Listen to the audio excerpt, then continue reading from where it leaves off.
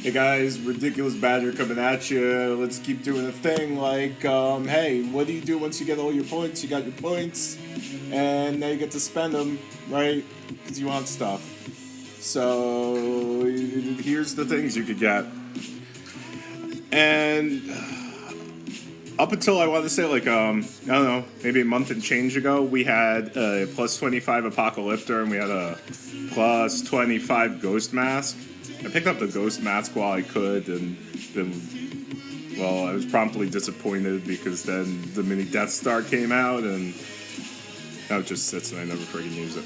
But anyway, the question is, where should you put your points? How many points should you put into stuff? Don't do it blindly. You got to know what you're doing, but how can you do that without reference? So you could talk to your guild, and after guild mobilization, you could ask, hey, did you bid on something? How much did you bid? Did you get it? What's your email say? What's the minimum bid? But it turns out we already do that whole friggin' thing as a community. And you could go on to... I know a lot of the line chats keep them. On Discord chats, we have the past 13 weeks of them kept in this tips channel. And I know you guys are on there because I only post these videos on there, but if for some ungodly reason you aren't on the Diplomacy of War, the Ark of War inter-server Discord server, you should get on it. I think we're up to like 850 members now, and from dozens of servers, people have their own like server chats, like. And I can see these only because I'm the server owner, but these are all the servers that have, members on them, and they have their own server chats, and they talk. And besides that, there's a joint chat where everyone has access to, and there's a whole bunch of cool stuff on there. Like, hey, there's a gear checker bot that the Theory Crafters made. You could type in your gear and what upgrade level it is, and it'll tell you what the base stat was and what it is at 10, 20, 30, and 40 upgrade levels.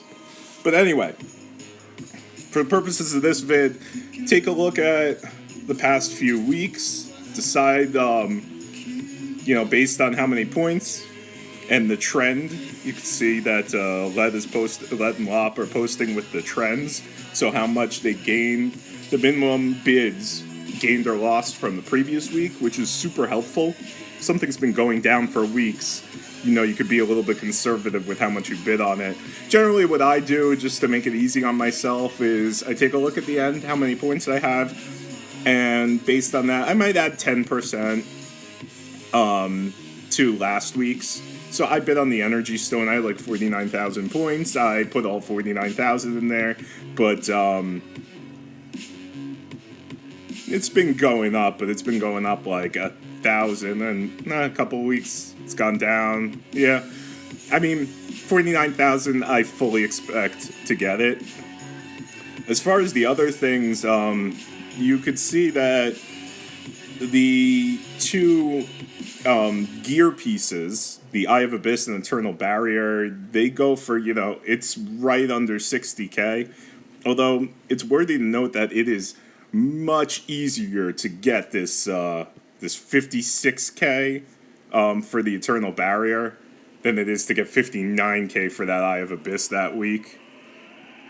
And it's so much harder to get that 63.5k for the Geist Stone. That you're paying a ton of gold to get that. You are only doing the best quests. It takes hours and hours out of your life on the weekends. The Eye of Abyss is a great weapon. The Eternal Barrier, I'm infantry main, so I always look at that as like just a pile of dog shit that can't help me. I have 5 Eternal Barriers. The Energy Stone is decent. We used to have Energy Stones in a lot more events. It seems like they've taken those out in lieu of getting an option to get one each week at Guild Mobilization. I've been doing that one lately, but that's because I'm level 21, I have nothing else to build, and I have tier 9. The only thing really keeping me from more advanced research that takes a whole ton of days is that I don't like is my amount of unlimited crystals. Otherwise, I was doing that 30-day speed up for like I don't know 6 or 7 of the weeks in a row, and it's a great value. It like ends up costing like the gold value on that is like 87k, 90k. So definitely you could go for that.